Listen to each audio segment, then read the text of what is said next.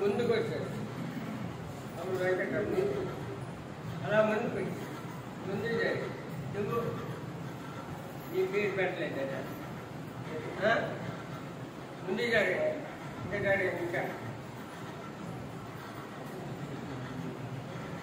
లైన్గా ఉండాలి.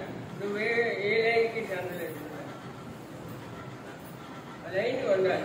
ఒకటి వెనకాల ఒకరు ఒకటి పక్కన. స్తుతింతుం పరిశుద్ధుని ఆరాధనతో ఇంతవరకు కాచేయుని స్తుతింతుం పరిశుద్ధుని ఆరాధనతో ఇంతవరకు కాచేయుని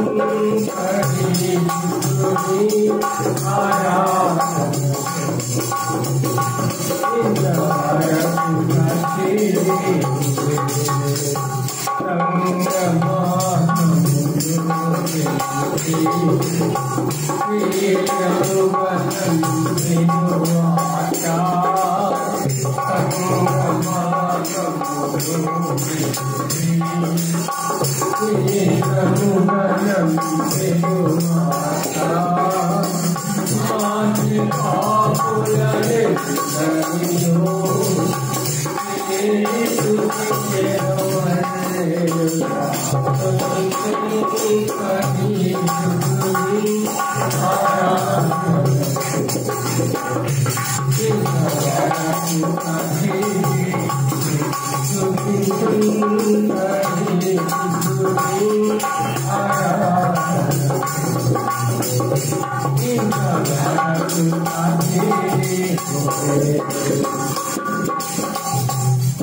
పాట పాడుతున్నది చిరండి విశ్వాసం.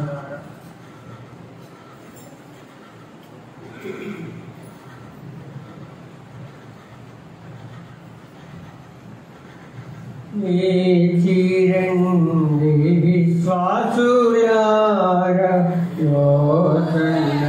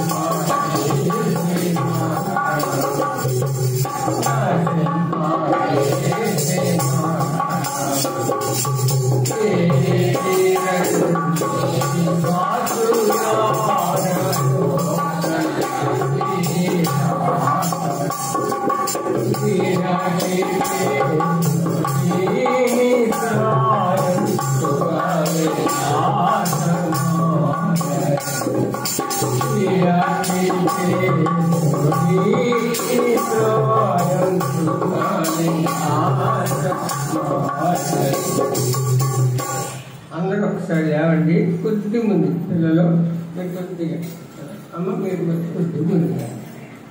కొద్ది ముందు ఈ పాట పాడే కదా లేచిరండి విశ్వాసులు అది అందుకొరకే అందరూ ఆఖరిగా ఇదిగో నేను త్వరగా వచ్చుతున్నాను అనే పాటను పాడము.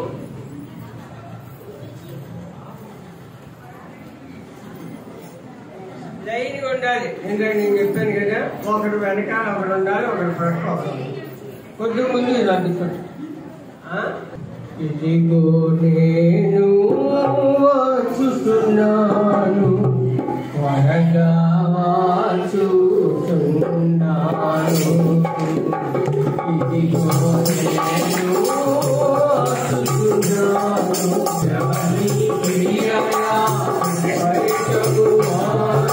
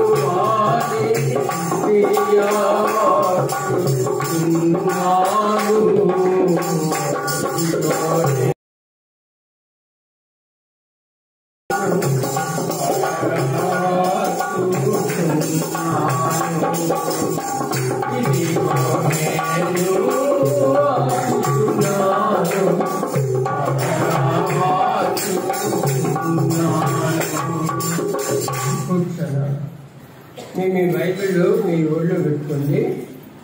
ఎవరైనా వస్తే కొద్దిగా ముందుకు జరగాలి. సహోదరులు కూడా ముందుకు జరిగితే, ఎందుకంటే వచ్చేవారు కొద్దిగా అన్నీ ముగించుకునేవారు. ఎవరైనా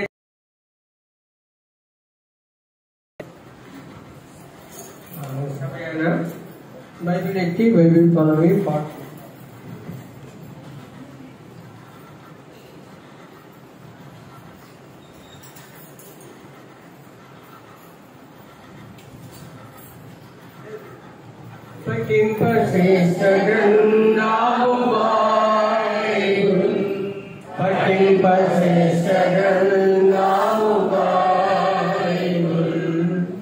అనుదినం పఠించిన ప్రేమ చూడగలుగును. ఓ పఠింపశేషగన్నాము బైబిల్. నదేశ్ గుర్తుని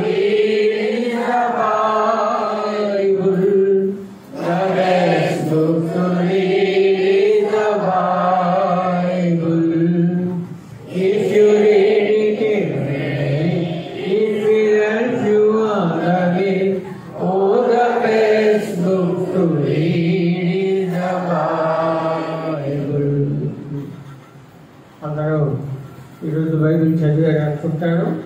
ఆయన చక్కని వాక్యాన్ని వినడానికి దేవుడు మనకు ఒక మంచి అవకాశం ఇచ్చాడు. అది నిన్న ఉదయం, నిన్న మధ్యాహ్నం, నిన్న రాత్రి కూడా చక్కగా దేవుని యొక్క వాక్యాన్ని మనం విన్నాం. మరి నిన్న బావగారు చెప్పినట్టుగా ఇది అయిపోయిన తర్వాత, భోజనం అయిపోయిన తర్వాత అనుకుంటా బాప్టిస్ట్ కార్యక్రమాలు ఉంటాయి. ఎవరైనా మామిడి మనసు పొంది తీర్మానం చేసుకొని ఏదేమైనా ప్రభు కొరకు నేను జీవిస్తానని ఒక నిశ్చయించుకుంటే వారు స్వయంగా వచ్చి దైవ సేవకులు కలిసి మీ పేరు ఇస్తే లిస్టు రాస్తారు. వాళ్ళు దైవజనులు బాప్టిస్తాలు ఇస్తారు. మరి ముఖ్యంగా మీ అందరూ ప్రాముఖ్యమైన విషయం ప్రార్థించారు. ఏంటంటే మన సహోదరుడు మరి బైరిపురంలో సేవ చేస్తారు. మరి కొంతమంది ఆర్ఎస్ఎస్ వాళ్ళు ఏం చేశారంటే, మరి కొంతమంది పిల్లల్ని, పెద్దోళ్ళు కాదు, పిల్లల్ని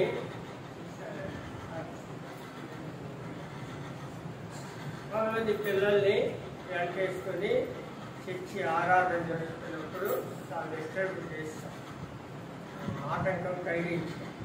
ఆ కారణంగా మరి కొంతమంది సహోదరులు అక్కడికి వెళ్ళాల్సి వచ్చింది. మన సహోదరుడు మన నతానియేల్ గారు రీజనల్ కోఆర్డినేటర్, అంటే 3 జిల్లాలకి ఆయన ప్రతినిధి. పోలీసులతో కానీ, ఎస్పీలతో కానీ, కలెక్టర్ గారితో కానీ మాట్లాడారు. వాళ్ళు అక్కడికి వెళ్ళారు. సేవకులు తక్కువ మంది వచ్చారు. అక్కడ మరి ఆ కార్యక్రమం అంటే ఈ దినం ఆ పెద్దలతో పోలీస్ స్టేషన్కి వెళ్తే, ఈ దినాల్లో మనం ఏది రిపోర్ట్ ఇచ్చినా, మన మీద అటాక్ జరిగినా మరి ప్రభుత్వం పట్టించి, కాబట్టి అవన్నీ కూడా మనం అందరం ప్రార్థన చేయాలి. సహోదరుడు వెళ్ళి రిపోర్ట్ ఇచ్చినా కనీసం పట్టించుకోలేదట. ఎస్ఐ గారు రాలేదు కాబట్టి అక్కడికి వెళ్ళారు. దేవుడే మీ మనసులో ప్రార్థన చేయాలి. దేవుడే మరి మన పక్షంగా కార్యం చేయాలి. ఈ కడవరి దినాల్లో ఉన్న దీంట్లో మరి ఎలాంటి దీంట్లో మైక్ పెట్టుకున్నా అభ్యంతరమే. పెద్ద పెద్ద కేకలు వేసి, డ్యాన్సులు వేసి, డీజేలు వేసి, గుండె పగిలిపోయినట్టుగా సౌండ్ పెట్టినా ఎవరికీ తప్ప. ఎందుకంటే దేవుని పిల్లలు మనకి దేవుడు మాట నేర్పించాడు. ఏంటంటే సాత్వికులు ధన్యులు, సాత్వికులు చేత ద్వేషించబడతామట, అంతవరకు సహించాలి. కాబట్టి సాత్వికులతో సహించాలి. అందుకొరకనే దేవుని పిల్లలు దేవుని వాక్యములకు లోబడినట్టు వారై అన్నింటినీ సహిస్తూ ఉంటే, ఈ కడవరి దినాల్లో సాతాను తన సమయం కొంచెమని ఎరిగినట్టు వాడై, బహు క్రోధము కలిగినట్టు వాడై, వాడు చాలా దారుణమైన పరిస్థితులు కల్పిస్తాం. కానీ మనం చేయగలిగింది ఏం లేదు. మనం అందరం కలిసి ఏకాత్మ ఏక హృదయంతో దేవుని సింధాన్ని మొరపెట్టి ఖచ్చితంగా దేవుడి కార్యము చేస్తాడు. మన దేవుడు తలుచుకుంటే ఏదైనా పగ తీర్చుట చెప్పండి, నా పని ప్రతిఫలము నేనే చెప్పాను. కాబట్టి మనం అర్థం చేసుకోవాలి. మనం అక్కడ ఇదవుతుంటే మీకు పర్మిషన్ ఉందా అన్నిటికీ మనం అడగం. మన ఇంటి ముందు ఎంత పెద్ద డ్యాన్స్ చేసి మనం అడగాం.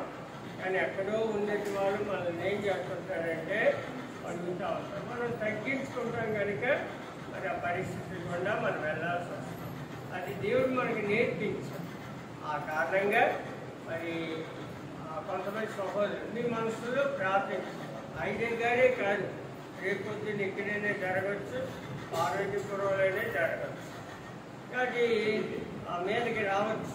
వచ్చేటప్పుడు మనం దేవుడి యొక్క వాక్యానుసారంగా ప్రవర్తిస్తే దేవుడే కార్యం చేస్తాం. మనం ఏమి కూడా 18వ కీర్తన అంటారు, నాకంటే బలిష్ఠులు నా మీదకి రాగా అంటారు. మనకంటే ఎలాంటి వారు బలిష్ఠులైనట్టు వారు నా మీదకి రాగా నేను ఆయనకి ఇష్టడు కనుక ఆయన నన్ను తప్పించును అని 18వ కీర్తనలో రాయబడ్డారు.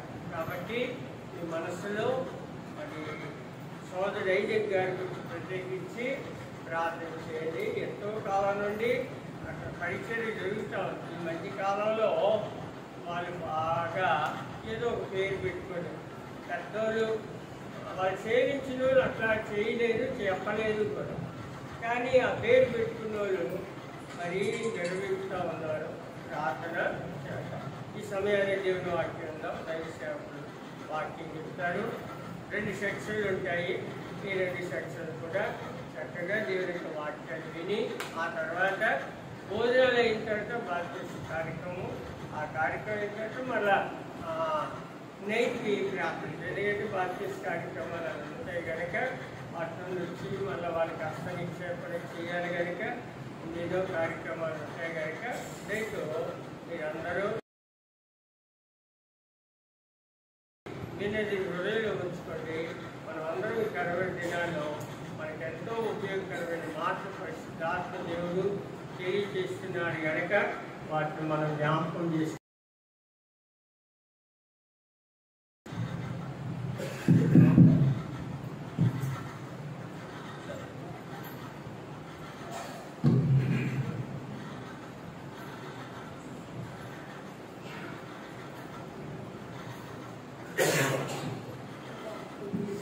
దేవుని వాక్యంలో నుంచి ఈ దినాల కొరకే మనకు ఇవ్వబడిన అంశాన్ని మనం టీము చదువుకుంటాం. మరి నిన్న యానివర్సరీ కాబట్టి మరి మందికి సంబంధించిన సంగతులు మనం అనేకం చూస్తూ వచ్చాము. మరి ఈ దినాలు ప్రత్యేకంగా ఈ కూడికల కొరకై 18వ అధ్యాయం లూకాసు వార్త 18వ అధ్యాయము లూకాసు వార్త 18వ అధ్యాయము అందరం కలిసి 8వ వచనాన్ని చదువుకుంటాం. లూకాసు వార్త 18వ లూకాసు వార్త 18వ అధ్యాయము 8వ వచనాన్ని అందరం కలిసి చదువుకుంటాం. చదవండి. ఆయన వారి త్వరగా ఆయన నిలుచును, వారి విషయంగా ఆయన దైక్షాంతం చెబుతున్నాడని మీతో నిశ్చయముగా చెబుతున్నాను. ఆయనను మనిషి కుమారుడు వచ్చినప్పుడు ఆయన భూమి మీద విశ్వాసము కనుగొనున్న కుమారుడు వచ్చినప్పుడు ఆయన భూమి మీద విశ్వాసము కనుగొనున్న అని అక్కడ ప్రశ్నార్థకం ఇవ్వబడింది. కాబట్టి ఆ ప్రశ్నకి సమాధానాలు మనం చూడబోతా ఉన్నాం. యేసు ప్రభువారు ఈ లోకానికి వచ్చే సమయానికి భూమి మీద ప్రశ్నకు ఈ ఉదయకాలం మనం సమాధానాలు చూడబోతా ఉన్నాం. కానీ ప్రభు వచ్చేటువంటి సమయం చాలా దగ్గర పడింది అని రాత్రి కూడా అనేకమైన సంగతులు అనేకమైన దృష్టాంతాల ద్వారా మనకి అర్థం చేసుకున్నాం. ప్రభు వారు చాలా సమీపంలో ఉన్నాడు అనే సంగతి మనం చూస్తూ వచ్చాం. అదే ప్రభు వచ్చే సమయానికి మనం విశ్వాసములో నిలిచి ఉండాలి. మన విశ్వాసాన్ని మనం కాపాడుకోవాలి. అందుకే అపోస్తలులు ఒక ప్రార్థన చేశారు. 17వ అధ్యాయము లూకాసు వార్త అది ముందున్న పేజీని 17వ అధ్యాయము 5వ వచనాన్ని కూడా చదువుకుంటాం. లూకాసు వార్త 17వ అధ్యాయం 5వ వచనం. అపోస్తలులు మా విశ్వాసము వృద్ధి పొందించమని ప్రభువుతో చెప్పగా. కాబట్టి అది వాళ్ళ ప్రార్థన. కాబట్టి ప్రభు ఎదుటికి వెళ్ళి అయ్యా మా విశ్వాసాన్ని వృద్ధి పొందించు అని అడిగారు. కాబట్టి ఉదయకాలం మనం కూడా అదే ప్రార్థన మనం కలిగి ఉండాలి. కనుక మన విశ్వాసం దినదినానికి కూడా వృద్ధి అయ్యేదిగా ఉండాలి. ఉదాహరణగా 100% విశ్వాసం ఉందనుకోండి మనలో, ఇప్పుడు కొంత దినానికి ఏమవ్వాలి? 110 అవ్వాలి, 120 అవ్వాలి, 130, 150 అట్లా విశ్వాసములు వృద్ధి అవ్వాలి. అయితే విచారం ఏంటంటే విశ్వాసంలో మనము ఇంక్రీజ్ అవుతున్నామా డిక్రీజ్ అవుతున్నామా అని ఆలోచిస్తే చెప్పండి, విశ్వాసంలో మనం పెరుగుతున్నామా తగ్గుతున్నామా? కరెక్ట్ చెప్పారా? నర్సీపురం వాళ్ళు కరెక్ట్ చెప్పారప్ప. విశ్వాసంలో మనము తగ్గిపోతున్నాం కదా. ప్రారంభం లేచినప్పుడు నమ్ముకున్నప్పుడు ఎంత ప్రార్థన చేసేదానికి, ఇప్పుడు ఆ ప్రార్థన ఉందా? ఎన్నిసార్లు సువార్త పోయేదానికి ఇప్పుడు ఆ ప్రేమ ఉందా? కాబట్టి అంటే ప్రారంభం నుంచి పోల్చుకుంటే అన్ని ఏమైపోయినాయి మనకి? ప్రేమ తగ్గింది, విశ్వాసం తగ్గింది, సమర్పణ తగ్గింది, ఆసక్తి తగ్గింది, దేవుని సేవకుని ప్రేమించి తగ్గింది, దేవుని మందిరాన్ని ప్రేమించి తగ్గింది, బైబిల్ చదివేది తగ్గింది, అసలు దేవుడు ప్రేమించేది తక్కువ అయిపోయింది. అంటే ప్రభుత్వ సమయానికి అలా కోల్పోతామని ఈ రాత్రి ప్రభువును హెచ్చరిస్తూ ఉన్నాడు, పురుకొల్పుతూ ఉన్నాడు. మన విశ్వాసంలో నిలిచి ఉండాలి. కనుక నిలిచి ఉండాలి, కనుక పడిపోకూడదనే సంగతులు ఈ యొక్క మధ్యాహ్న కాల సమయంలో మనం చూద్దాం. ఈ ఉదయకాలం 2 సెక్షన్లు, మొదటి సెక్షన్ లో అసలు ఒక విశ్వాసి ఎలాగూ ఉండాలి, దినదినానికి అతను ఎలాగూ ఎదగాలి అనేది ఒక 7 సంగతులు మనం చూద్దాము. ఆ తర్వాత మధ్యలో గ్యాప్ ఉంటది, ఒక పాట పాడతాం. ఆ తర్వాత రెండో వర్తమానము ఎందుకు విశ్వాసాన్ని కోల్పోతున్నాము అనే దాని గంటలోకి మనం ముగించుకుంటాం. ఇవన్నీ కూడా తిమోతి పత్రికలోంచి మీకు తెలియజేస్తాను. మొదటి 2 తిమోతి పత్రికలోంచే ఈ 14 సంగతులు కూడా మనం చూడబోతున్నాం. కానీ మొదటి సెక్షన్ లో ఒక విశ్వాసి యొక్క పోలికలు రాసుకునే వాళ్ళు అయితే ఒక విశ్వాసి యొక్క పోలికలు అని పెట్టుకుని ఒక విశ్వాసి ఎలా ఉండాలి దినదినానికి అనే సంగతులు మనం చూడబోతున్నాం. దానికంటే ముందుగా ప్రార్థన. అందరూ మోకరించలేని వారు 1 నిమిషం ప్రార్థన చేస్తాం. మీ మనసుల్లో మరి సహోదరు ఐజాక్ గారి యొక్క పరిచయం కూడా ప్రార్థన చేయండి. అక్కడ మరి పంచాయతీ జరుగుతూ ఉంది, ప్రభు సహాయపడినట్లు. ఇప్పుడు మోకరించిన సమయంలో అందరూ కూడా మీ మనసులో 1 నిమిషము మన సహోదరులు కూడా వెళ్ళారు, దాన్ని సహాయపడినట్లు దాని కొరకు ఇక్కడ పరిచయం కూడా 1 నిమిషం మనం ప్రార్థన చేస్తాం. ప్రార్థన. పరలోకమందున మా తండ్రి, పరిశుద్ధ దేవా మీ స్తోత్రాలు. ఈ యొక్క 2వ దిన వార్షికోత్సవ కోరికల కొరకై మీ స్తోత్రాలు. పాడిన పాటల ద్వారా మీ నామాన్ని ఘనపరుచుకున్నందుకై స్తోత్రాలు. దయలు మాట దినం మరి వార్షికోత్సవ సందర్భంగా హోరేబు అంటే ఎడారి అని తండ్రి, హోరేబులో మీరు పట్టబడి చేర్చబడి తండ్రి ఆ రీతిగా ప్రభా అవమానపరచబడడం ద్వారా మాకు కలిగినటువంటి ఆశీర్వాదాలు తండ్రి, హోరేబులో మీరు మమ్మల్ని ప్రత్యేకపరిచారు, మీ సన్నిధిని గురించారు, మీ వాగ్దానాలు ఇచ్చారు, మీ ధర్మశాస్త్రం ఇచ్చారు, మీ స్వరాన్ని వినింపజేశారు ప్రభావ, మీ స్తోత్రాలు. అంత మాత్రమే కాదు, హోరేబు నుండి కాదేశు బర్నేగా మార్గముగా తండ్రి మరి హోరేబు నుండి ప్రభావ కాదేశు బర్నేకు మమ్మల్ని నడిపిస్తూ వచ్చారు. అందుకే మీ స్తోత్రాలు. అదే పరమ కనానని, అదే మా పితరులు ఇశ్రాయేలు ఎందుకు వెళ్ళలేకపోయారో కూడా అనేకమైన కారణాలు నిన్న మధ్యాహ్నం మేము చూడగలిగాం. గత రాత్రి ఇశ్రాయేలు యొక్క చరిత్ర ప్రభావ మరి ఎండిపోయినటువంటి వారు ఎలా చిగురించారనే సంగతులు రాత్రి మీరు మాతో మాట్లాడి వచ్చారు. మీ స్తోత్రాలు. ఈ ఉదయకాలం మరి అంశాన్ని చదువుకున్నంతనే మాకు ఇచ్చిన థీమును ప్రభావ మరి ఆయనను మనిషి కుమారుడు భూమి మీదకి వచ్చినప్పుడు విశ్వాసము కనుగొనునా అనేటువంటి ఆ ప్రశ్నకు సమాధానాలు 7 చూడబోతున్నట్టు మీరే సహాయం చేయండి. ఒక విశ్వాసి ఎలాగూ అభివృద్ధి చెందాలి దినదినానికి కూడా అనే సంగతులు చూడబోతుండగా మీరే సహాయం చేయండి. అయ్యకు దాసులను కూడా మీ సిలుసాటు మరుగుపరచండి, బలపరచండి, చుట్టుపక్కల శబ్దాలు తప్పించుము, అభ్యంతరాలు తప్పించుము, ఆటంకాలు తప్పించమని ప్రార్థిస్తూ ఉన్నాం. శత్రు చీకటి కార్యాలు సంపూర్ణంగా లయపరిచి మీరే మహిమ పొందండి. మరి మా పిల్లలు సోదరు ఐజాక్ గారు వారి పరిచయం ప్రార్థన చేస్తున్నారు తండ్రి. ఇప్పుడే అక్కడ నుంచి ఎన్నో సంగతులు విన్నాం. కొంతమంది సహోదరులు వెళ్ళారు, వాళ్ళ పక్షం మీ న్యాయం జరిగించండి తండ్రి. మీరు న్యాయాధిపతి దేవుడుగా మీరు మాకున్నందుకు స్తోత్రాలు. నీకన్నా సహాయం చేయడానికి మాకెవరు లేరు తండ్రి, మీరే మా దిక్కు. నిన్నే ఆశ్రయిస్తున్నాము. వెళ్ళిన సహోదరులు అక్కడ దాసులు కుటుంబం సంఘాన్ని మీ చేతిలో పెడుతున్నాం. మీరే కాపాడి భద్రపరచమని అద్భుతం చేయమని తండ్రి. దీనంతట్లో ఈ కార్యక్రమం అంతట్లో సహాయం చేయండి ప్రభావ. ఆయా భాగాల్లో విభాగాలు పనిచేసిన ప్రతి ఒక్కరు మీరు దీవించండి, ఆశీర్వదించండి. వంటశాల పనిచేసిన ప్రియులు మీరు దీవించండి. ఆయన మధ్యాహ్నం బాప్తిసం సిద్ధపడిన ప్రియులు మీరు జ్ఞాపకం చేసుకోవాల్సిందిగా ప్రార్థిస్తున్నాం.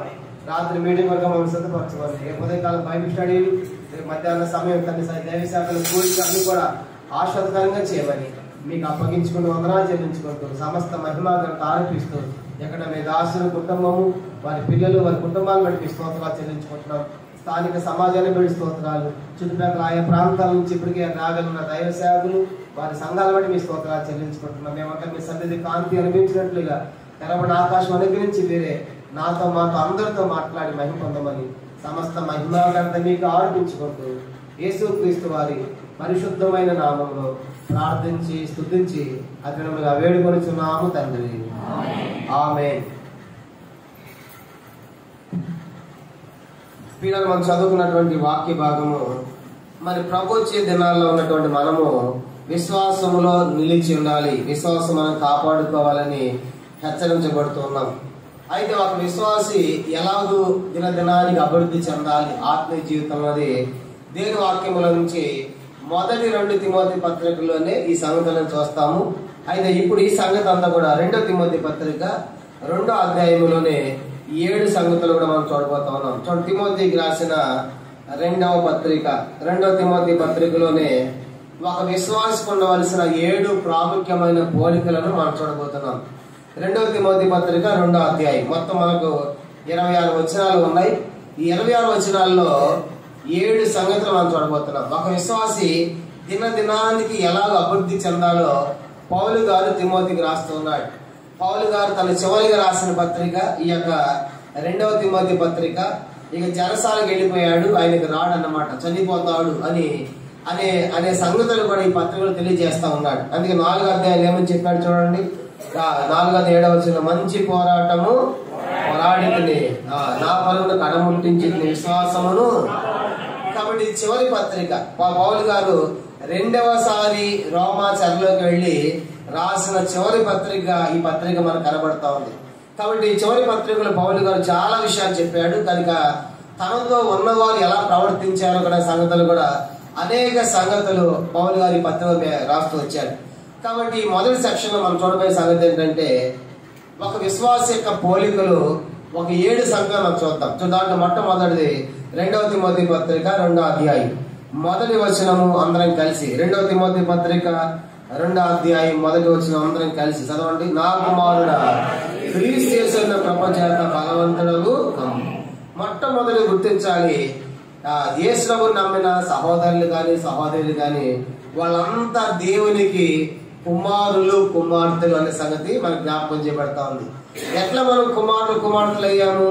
యోహాను సువార్త 1వ అధ్యాయం 12వ వచనం చెప్పబడింది కదా. యోహాను 1:12 తండ్రి ఎందరు అంగీకరించరు అనగా తన నామమునందు విశ్వాసం ఉంచిన వారికి దేవుని పిల్లలగుటకు ఆయన అధికారము అనుగ్రహించారు. కాబట్టి యేసు ప్రభుని నమ్ముకున్నటువంటి వారు, యేసు ప్రభుని విశ్వాసం ఉంచిన వారందరూ కూడా దేవుని కుమారులు దేవుని కుమార్తెలు అనే విషయం మనకు జ్ఞాపకం చేయబడతా ఉంది. కాబట్టి అందుకే 2వ తిమోతి పత్రిక 2వ కొరింథీ పత్రిక 6వ అధ్యాయం 14 నుంచి 18 వచనాలు కూడా ప్రభు చెప్పాడు. 2వ కొరింథీ పత్రిక 14 నుంచి 18 వచనాలను మధ్యలో చెప్పాడు.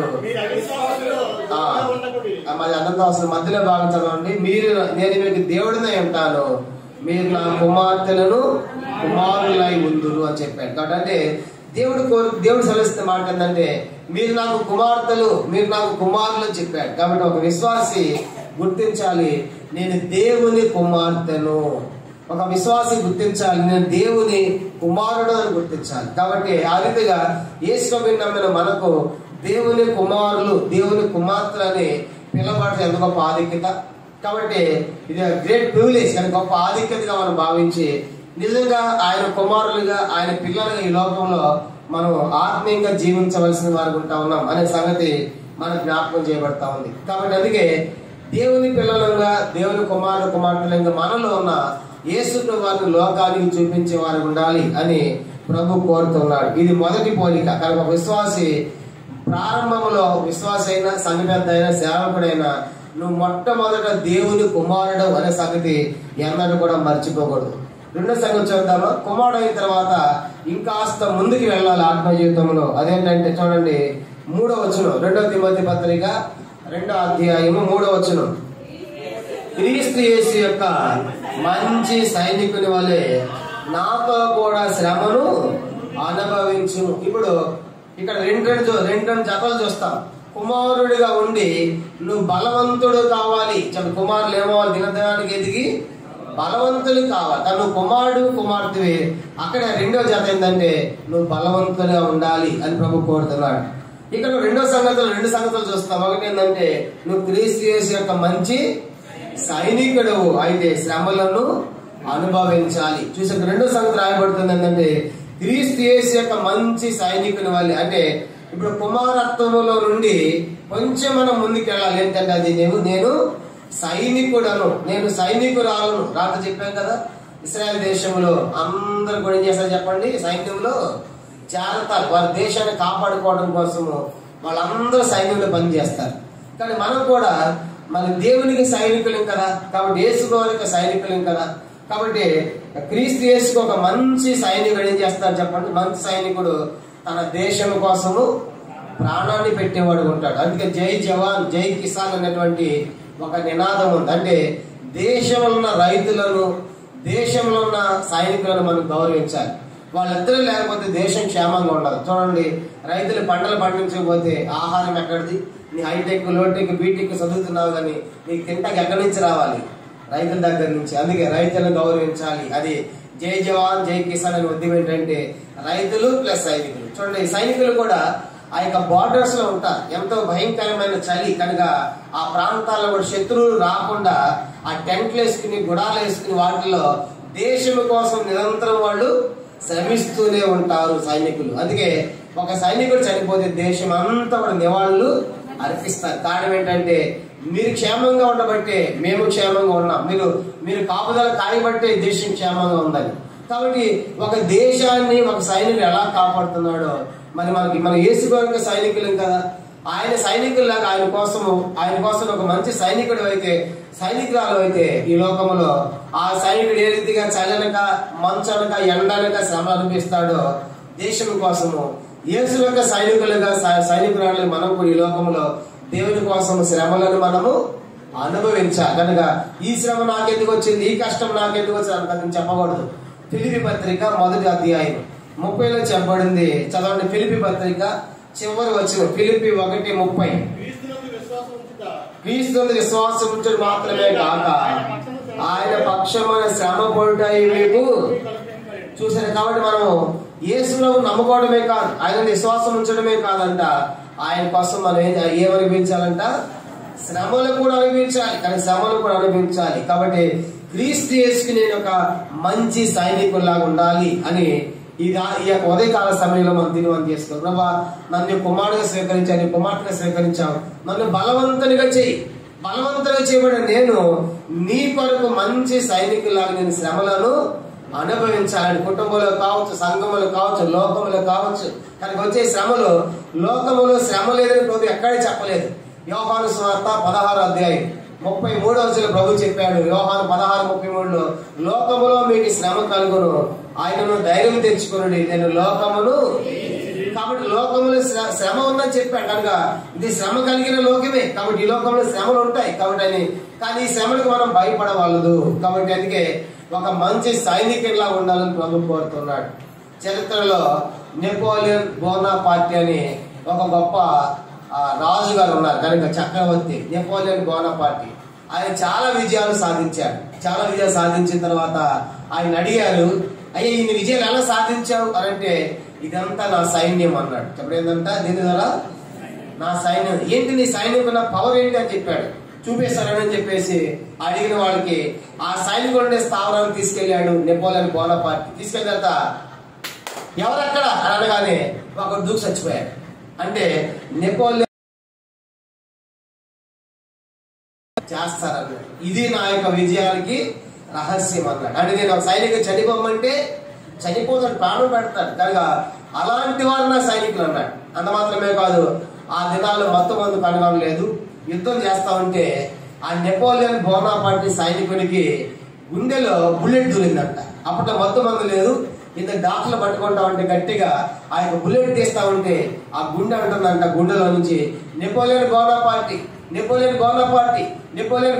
ఆ యజమాని ఎలా ఉన్నాడు అని చెప్పేసి ఆ సైనికుడు చనిపోతున్నప్పుడు ఇప్పుడు ఎవరు కలువరిస్తున్నారు చెప్పండి? తన యజమాని. ఆలోచించండి, లోక సంబంధమైన రాజులకున్న సైనికులే రాజుల కోసం ప్రాణం పెడతా ఉంటే మన ప్రభు రాజులకు రాజు, ప్రభువులకు ఆయన మన కోసం ప్రాణం, ఆయన కోసం ఎంత మంచి సైనికులు ఈ లోకంలో మనం అనుభవించాలి. లోకం మనకు వచ్చే తుచ్చమైన చిన్న శ్రమల కోసమే ప్రభు నాకేం చేశాడు, నాకెందుకు ఈ కష్టం, నాకెందుకు ఈ రోగం, నాకెందుకు అనారోగ్యం, నాకెందుకు ఈ ఆర్థిక పరిస్థితులు ఎన్నోసార్లు మనము దేవుని మీద సరిగేవారు కొనేవారు ఉన్నాం. కానీ ఆ నెపోలియన్ బోనపాటు సైనికుల్లాగా దేనికోసం మనం ప్రాణం పెట్టగలమా? నెపోలియన్ బోనపాటు సైనికుల్లాగా మనం దేవుని కలవరించగలమా? కాబట్టి ఈ లోకంలో భూలోక సంబంధం రాజులకే వారి సైనికులు అలాగ పనిచేస్తే నువ్వు ఒక దేవుని సైనికుడు కాదు, మనం ఎలా పనిచేయాలి?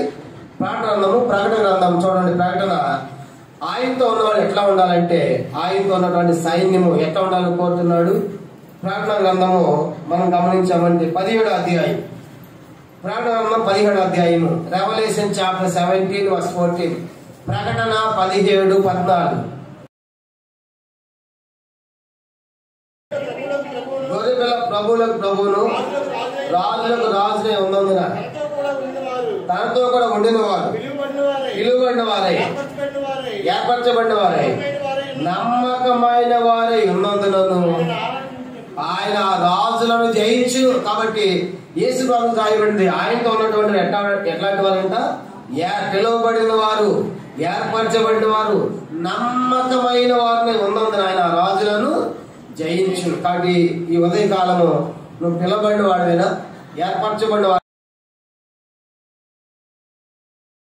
ప్రశ్న వేసుకుంటే కుమారుడు స్వీకరించాడు, కానీ ప్రభు నేను నీకోసం మంచి సైనికుల్లాగా లేను, నీకోసం మంచి సైనికులాగా లేను, నమ్మకంగా లేదు అని మన దేవుని సభలో మనం సరి చేసుకోవాలి, ఒప్పుకోవాలి. కాబట్టి రెండవది, ఒక విశ్వాసి కనుక మంచి సైనికుడిగా దేవుని కోసం ఈ లోకంలో శ్రమలను అనుభవించాలి. కాబట్టి శ్రమలు అనుభవించాలి. కనుక ప్రారంభంలో ఉన్నటువంటి ఎంతగా క్రైస్తవం విస్తరించిందంటే ఎంతో మంది భక్తులు శ్రమలు అనుభవించారు. కనుక ఎంతో మంది భక్తులు, అది 1842వ సంవత్సరం, 1842, 1842వ సంవత్సరం అమెరికాలో ఒక పెద్ద కాన్ఫరెన్స్ జరుగుతూ ఉంది. చర్చిలో ఒక పాస్టర్ గారు పిలుపునిస్తా ఉన్నాడు, ఇండియా దేశానికి ఎవరు మిషనరీగా పోతారు అని ఒక పిలుపునిచ్చాడు. ఏ సంవత్సరం? 1842. మన స్వాతంత్రం రాకముందు, మన స్వాతంత్రం 1900 వచ్చింది. జరిగింది ఇప్పుడు 1800.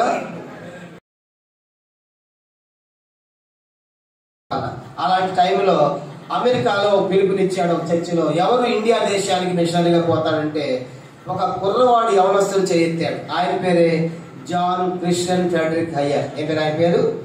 John Christian Frederick Heyer. ఆయన అన్నాడు, నేను పోతానని చేస్తే అందరూ అంటారు వద్దు, ఆహారం వేరే, ఆ పద్ధతులు వేరే, వాళ్ళ అలవాట్లు వేరే, వాళ్ళ సంస్కృతి వేరే, వాళ్ళ సాంప్రదాయం వేరే, మనది వేరే. ఇలాంటి ఒక మంచి తెల్ల దొరల కుటుంబంలో పుట్టి ఆ దేశాలకు పోతా ఉంటామంటే లేదు లేదు ఆ దేశం పోతా అని చెప్పేసి ఆయన అమెరికా నుంచి ఓడలో 6 మాసాలు ప్రయాణం చేసి ఇండియా భారతదేశాన్ని చేరుకున్నారు. భారతదేశంలో కేరళ ప్రాంతానికి వచ్చాడు, క్యాలికట్ అనే ప్రాంతానికి వచ్చాడు. అక్కడ కేరళ నుంచి క్యాలికట్ లో ప్రవేశించాడు, అక్కడ కొంత స్వాత ప్రకటించాడు. ఆ తర్వాత మళ్ళీ సముద్ర మార్గంగా మచిలీపట్నం వచ్చాడు. మచిలీపట్నంలో హార్బర్ పోర్టు ద్వారా మచిలీపట్నంలోకి ఎంటర్ అయ్యాడు. అక్కడ నుంచి గుంటూరు ప్రాంతానికి వచ్చాడు ఆయన. గుంటూరు కనుక ఇప్పుడున్న గుంటూరు, అప్పుడంతా గుంటూరు అడవిలాగా ఉంది, దట్టమైన అడవిలాగా, ఇలాంటి మన్యంలాగా ఉండేది. ఇప్పుడు అది పెద్ద మహాపట్టణం అయిపోయింది. 1842వ సంవత్సరం సంగతి నేను చెప్తున్నా గుంటూరులో. అలా గుంటూరు వచ్చినప్పుడు బ్రిటిష్ వారి పరిపాలన జరుగుతున్నప్పుడు ఈయన ఎక్కడ పడుకున్నవాడు తెలుసా? ఈ జాన్ క్రిస్టియన్ ఫ్రెడరిక్ హయ్యర్ గారు ఆయన పడుకునే నివాసం ఎక్కడంటే ఆ అడవిలో 2 తాడి చెట్లకు ఒక ఉయ్యాల నెట్ కట్టుకుని దాంట్లో పడుకునేవాడు. పగలంతా గొర్రె మీద స్వాత ప్రకటించేవాడు. రాత్రి సమయానికి ఆయన నివాసం 2 తాడి చెట్లకు ఒక నెట్ ఉయ్యాల. స్ట్రోక్ అనే ఆయన కలెక్టర్ గా ఉన్నాడు. స్ట్రోక్ అనేటువంటి దొరగారు కలెక్టర్ గా ఉండి ఇంకా బ్రిటిష్ వాళ్ళు బంగ్లాలో ఉండి నువ్వు పరిచయం చేయి, సేవ చేయంటా ఉంటే ఆయన అన్నాడు, ఇక్కడ కలెక్టర్ బంగ్లాలో ఉంటే నేను సేవ చేయలేను, చాలా థ్యాంక్స్ సార్, నాకు అవసరం లేదని చెప్పేసి ఆయన అలాగా ఆ 2 తాడి చెట్ల మధ్య నెట్లోనే పడుకొని సువార్త స్టార్ట్ చేశాడు. అలాగా గుంటూరులో ప్రారంభించబడింది క్రైస్తవం. అది ఎంత విస్తరించిందంటే ఇప్పుడు ఏ పుస్తకాలన్నీ సంపాదించింది ఆయనే. ఆయన పేరే జాన్ క్రిస్టియన్ ఫ్రెడరిక్ అయ్యర్. అలాగూ గొప్ప సేవ చేశాడు. గుంటూరులో క్రైస్తవ విస్తరించడానికి ఎంతో కారకుడయ్యాడు. ఆ తర్వాత మాచర్ల, గోరజాల, రేణుచెంతలైనటువంటి ప్రాంతాలకు వెళ్ళాడు సువార్తకి. గుర్రం మీద వెళ్ళి ఆ ప్రాంతాల సువార్త ప్రకటించి రాత్రి సమయానికి ఆయన నివాసం ఎక్కడంటే ఒక సమాధి పెట్టి తయారు చేసుకున్నాడంట. సమాధి పెట్టి అంటే తెలుసు కదా, ఎప్పుడు పెడతారు? చనిపోయినప్పుడు పెడతారు. ఆ సమాధి పెట్టి చేసుకున్నాడు. కనుక ఇల్లు లేదు కానీ ఆయన పుట్టింది ఎక్కడ? అమెరికాలో దొరగారు. చెప్పండి, ఆయన అమెరికాలో దొరగారు. కనుక మంచి కుటుంబంలో పుట్టి ఇలాగ దేనికోసం వచ్చాడు? ఆయన మిషనరీ పరిచయ సేవ కోసం వచ్చాడు. కదా ఆయన పుట్టింది ఎక్కడ, పెరిగింది ఎంత మంచి వాతావరణం, కానీ ఎంత ఉన్నతమైన కుటుంబంలో పుట్టాడు. 2 తాటి చెట్ల మధ్యలో పడుకొని అలా గుంటూరులో సేవ చేసిన తర్వాత కొంత క్రైస్తవ విస్తరించిన తర్వాత గురిజాల, రేణుచెంతల, మాచర్ల ప్రాంతాలకు వచ్చాడు. అక్కడ ఆయన ఒక పెద్ద సమాధి, పగలంతా సువార్త ప్రకటించి రాత్రి ఒక సమాధి పెట్టి తయారు చేసుకుని దాంట్లో పడుకునేవాడు మూత వేసుకుని. మళ్ళీ ఉదయకాలం లేసి మళ్ళీ సువార్త. అంటే ఆయన ఇల్లు ఏం చెప్పండి? సమాధి పెట్టే. అలాగూ కష్టపడ్డారు ప్రారంభం ఉన్నటువంటి మిషనరీలు క్రైస్తవులు. ఈరోజు మనకు అలాంటి కష్టాలు ఉన్నాయి. మనకి ఇంటి పక్కన మందిరం అయితే రావు,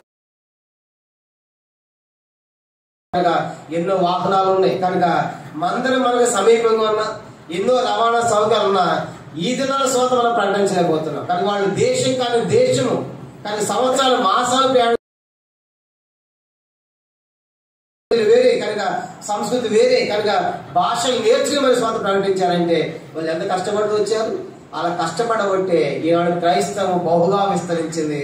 కానీ వాళ్ళంతా కష్టపడితే మనం ఇంకెంత కష్టపడాలి? యోహాను సువార్త 4వ అధ్యాయం. యోహాను సువార్త 4వ అధ్యాయము చూడండి. వారు కష్టపడ్డారు, వారి కష్టఫలాలు మనం అనుభవిస్తున్నాం కానీ మనం కష్టపడటం లేదంట. యోహాను సువార్త 4వ అధ్యాయము 38 వచ్చిన. యోహాను సువార్త 4వ అధ్యాయం 38. మీరు దేన్ని గురించి కష్టపడలేదో దానిని కోయిటకి మిమ్మల్ని పంపితిని. ఇతరులు కష్టపడి మీరు వారి కష్టఫలములో ఇతరులు కష్టపడ్డారు. మనకుంది ముందున్న వారు కష్టపడ్డారు.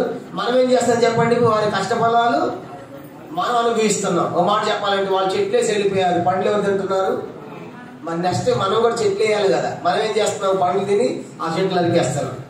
చూసారా? కాబట్టి ఇంకొక జనరేషన్, ఇంకో తరానికి మనము బాట వేయటంలా. కాబట్టి ఈ మధ్యాహ్నం ఆలోచించాలి. ప్రభు, నేను నీకు మంచి సైనికుల్లాగా నేను నీకోసం ఏం చేయాలి? శ్రమలు అనుభవించాలి. పక్షం గారు కూడా సాగు ప్రారంభించిన తర్వాత హైదరాబాద్ నుంచి కనుక ఇప్పుడు క్యాలిఫామ్ పోతే నార్త్ ఇండియాలో నేను క్యాలిఫామ్ పోయా, నేపాల్ పోయా, తర్వాత పైన ఇంకొక కొండ. కనుక ఆ ప్రాంతాలన్నీ పోయినాయి. ఆ ప్రాంతాలన్నింటిలో మన మందిరాలు ఉన్నాయి.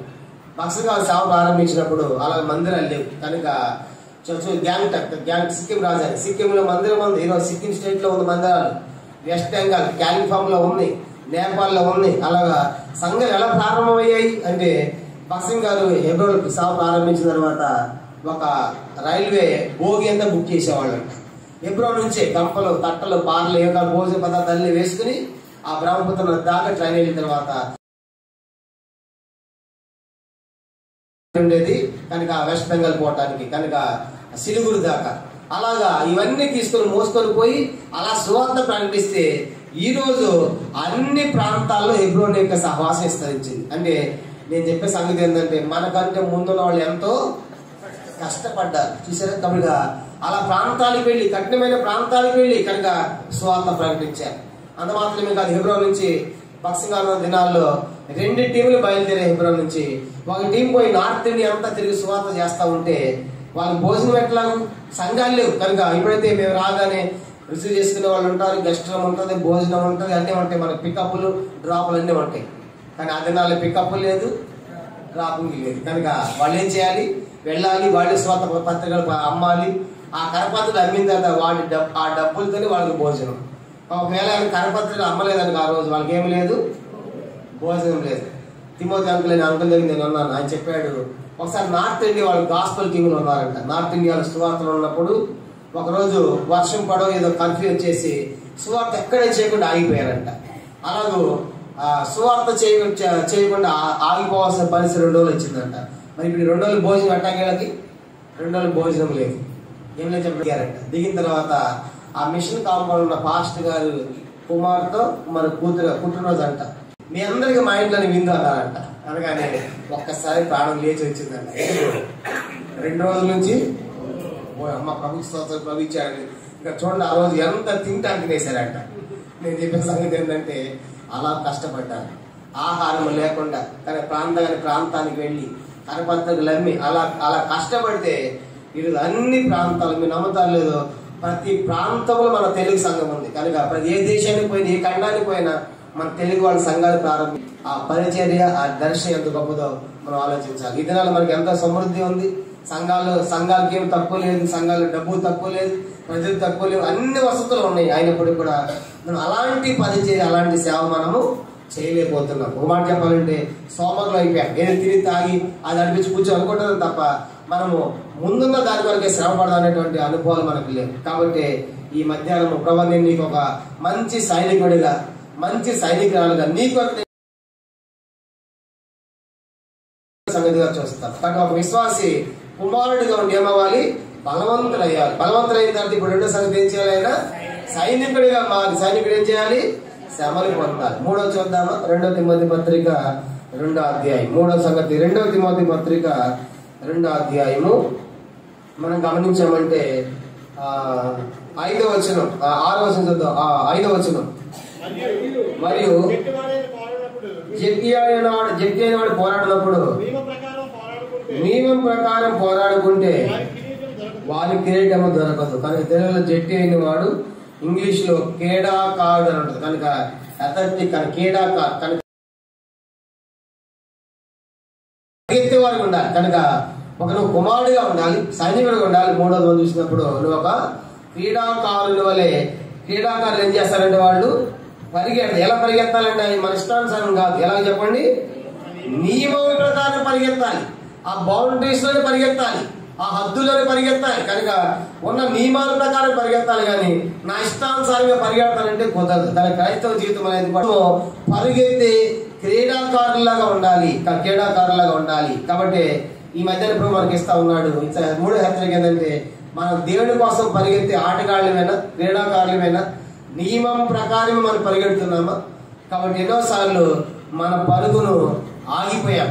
ఒక పద్యం ఉంది కదా, ఉత్తములు, మధ్యమములు, అధములు అని. ఒక పద్యం సగం దూరం దాకా ఆగిపోతారు వాళ్ళు మధ్యమములు. కనుక అధములు అంటే ప్రారంభిస్తారు, అప్పుడు ఆగిపోతారు. కాబట్టి మన పరుగు చివరిగా ముగించేదిగా ఉండాలి.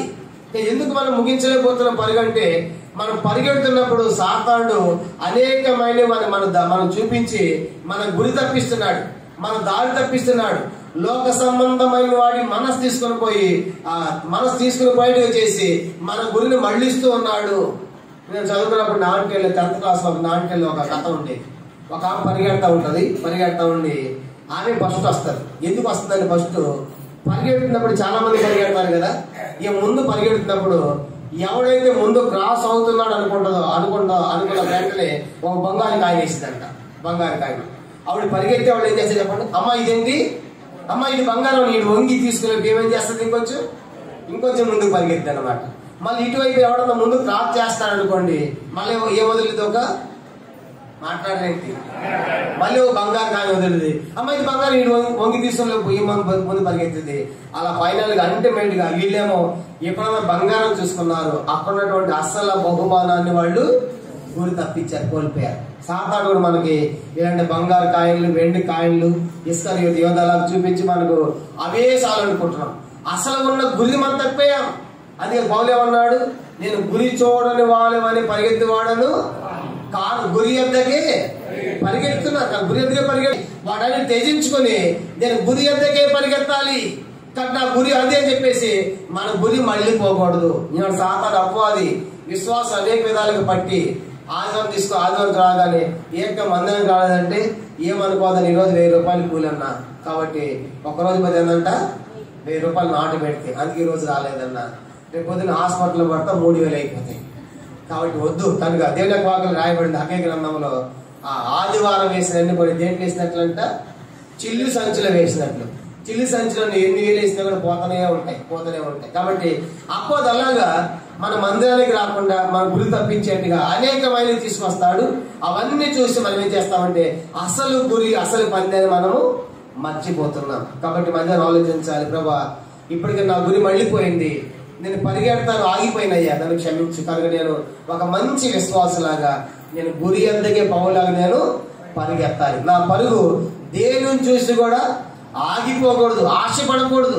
గలతీ పత్రిక 5వ అధ్యాయం పౌలు అన్నాడు, గలతీ పత్రిక ఒకప్పుడు బాగా పరిగెత్తారంట, ఇప్పుడు ఆగిపోయారు. గలతీ పత్రిక 5:7, గలతీ పత్రిక 5వ అధ్యాయం 7వ వచనం, మీరు బాగా పరిగెత్తుచుంటిరి సత్యములకు విధేయులు కాకుండా. కానీ ఒకప్పుడు బాగా పరిగెత్తారు, కానీ ఇప్పుడు పరుగులు తేడా వచ్చేసింది. సత్యానికి మీరు విధేయులు కాకుండా అడ్డగించమంటారు. ఎందుకు? ఒకప్పుడు బాగానే పరిగెత్తావు కదా, పరిగెత్తే తప్పిపోయింది, నా మార్గం తప్పిపోయింది, కాబట్టి క్షమించు. కాబట్టి నేను ఒక మంచి విశ్వాసం ఉండాలని మీరు కోరుతున్నారు. నీ కుమారుడిగా ఉండి బలపరచబడాలయ్యా, నీకు సైనికులుగా ఉండి నీకోసం శ్రమలు అనిపించాలయ్యా, నీకోసం పరిగెత్తే వారికి ఉండి నేను నియమం ప్రకారం పరిగెత్తాలి, బౌండరీస్ అద్దులో పరిగెత్తాలి అని చెప్పేసి మధ్యాహ్నం మనము తీర్మానం చేసుకోవాలి. ఇది 3వ ప్రాముఖ్యమైన సంగతి. 4వ చూద్దామా, ఒక విశ్వాసం ఎలా ఉండాలి. 4వ సంగతి 2వ తిమోతి పత్రిక 2వ అధ్యాయం, 2వ తిమోతి పత్రిక 2వ అధ్యాయము చూడండి 6వ వచనం. 2వ తిమోతి పత్రిక 2:6, పాటుపడిన వ్యవసాయకుడే మొదట ఫలముల్లో పాలు పుచ్చుకోవలసిన వాడు. చేసేకాడికి చాలని గమనించామంటే 4వ సంగతి ఏంటంటే ఒక మంచి విశ్వాసి ఎలా ఉండాలంట, ఒక వ్యవసాయకుడిలా ఉండాలి. ఇప్పుడు ఏంటంటే మనం అంతా ఎవరు అంట, వ్యవసాయకులు. పౌలు ఉన్నారు కదా, మేము దేవుని గృహమును దేవుని వ్యవసాయములై ఉన్నాం. కాబట్టి మనం దేవుని వ్యవసాయం, కాబట్టి మనం వ్యవసాయకులం. ఇంకా చాలా మంది బహుశా వ్యవసాయం అంటే నాకంటే మీకు బాగా తెలుసు, ఎందుకంటే ఇక్కడ అన్ని కూడా ఏమని చెప్పండి, చుట్టుపక్కలంతా కూడా వ్యవసాయం ఉంది. కనుక పంటలు ఉన్నాయి, పొలాలు ఉన్నాయి. పొద్దున్నే చాలా దూరం వాకింగ్కి వెళ్ళాను, చాలా బాగున్నాయి కొండలు గుట్టలు, ఈ పొలాలను కూడా చూస్తాం, చాలా ఆహ్లాదకంగా అనిపిస్తా ఉంది. కాబట్టి చూడండి, వ్యవసాయకుడు ఒక క్రైస్తవుడు కూడా 4వ సంగతి, ఒక నువ్వు వ్యవసాయకుడు ఎట్లా ఉండాలంటే ఒక వ్యవసాయకుడు లాగా ఉండాలి. చూడండి, వ్యవసాయకుడు ఏం చేస్తాడు, 6 మాసాలు ఆ పంట కోసం ఏం చేస్తాడు, అది చలి అయినా ఎండ అయినా వాన అయినా ఏం చేస్తాడు, ఆ పొలం చుట్టూ కూడా తిరుగుతూ ఉంటాడు. తెల్లవారు లేస్తే దానికి పొలమే, కనుక ఎందుకు పంట ఎట్లా ఉందో పురుగు ఎట్లా ఉందో. రాత్రి యూట్యూబ్లో చూస్తా ఉంటే ఒకటి వచ్చింది ఏంటంటే, ఈ పార్వతీపురం జిల్లాలోనే నత్తలు వచ్చేసాయి. నత్తలు కూడా పాపం రైతులంతా బాధపడుతున్నారు. అన్ని చెట్లు పాకేసి నత్తలు, కనుక వాటిని ఏరేసినప్పుడు కూడా వచ్చేస్తున్నాయి అంట. అప్పుడు ఏదో 2 ఎకరాల్లో ఉంటే ఇప్పుడు 200 ఎకరాలు పాకినాయి అంట. ఈ పార్వతీపురం జిల్లాలోనే మొత్తం 5 ఊర్లు చెప్పారు. ఆ ప్రాంతానికి ప్రార్థన చేయండి. కనుక వాళ్ళంతా బాధపడుతుంది వ్యవసాయం. అయ్యో మా పంట అంతా పాడు చేస్తుంది, మా పంట తినేస్తా ఉన్నది. ఇప్పుడు వ్యవసాయానికి పంట గురించిన చింత ఉంది, బాధ ఉంది చూసారు. కాబట్టి కారణం ఏంటి, ఇంతకు పండిస్తా ఉంది ఇదంతా ఈ పురుగుల పాలు నత్తల పాలు అయిపోతున్నాయి కదా అని బాధ అన్నమాట. అంటే నేను చెప్పే సంగతి ఏంటంటే, ఇప్పుడు ఒక వ్యవసాయకుడు ఏం చేస్తాడు చెప్పండి, పాటు పడతాడు. ఏం చేయాలంట, పాటు పడతాం అంటే ప్రయాస పడతాం. చెప్పండి, పాటు పడటం అంటే ప్రయాస. అది ఎప్పుడు చూడండి, పొలంలో ధాన్యం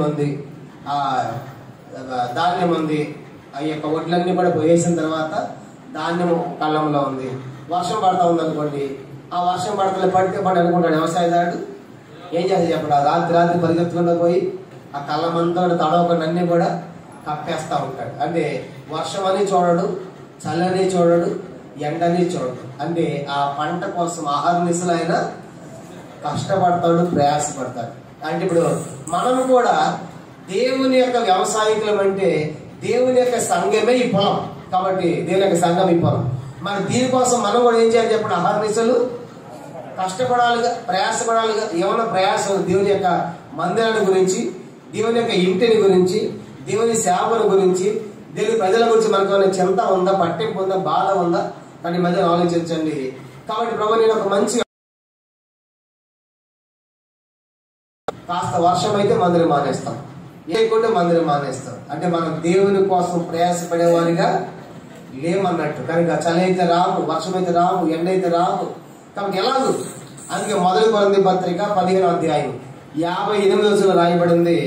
1 కొరింథీ పత్రిక 15:58 కాగా నా ప్రియులను కదలని వారును ప్రభు కార్యాభివృద్ధి ఎప్పటికీ ఆసక్తిలో ఉండేది. కాబట్టి దేవుని కోసం మనం ప్రయాసపడాలి, ప్రభు కోసం మనం ప్రయాసపడాలి. కాబట్టి మధ్యాహ్నం ప్రభు మనతో మాట్లాడుతున్నాడు, మనం దేవుని కోసం ప్రయాసపడే వారి వినాలి. కాబట్టి ప్రభు కొరకు చేసే ప్రయాస వ్యర్థము కాదు. కాబట్టి దేవుని కోసం నువ్వు ఎంత కష్టపడతావో, ఎంత చాలు మనము దేవుని కోసం కాదు, మన కోసం మనం ప్రయాసపడుతూ ఉంటాం.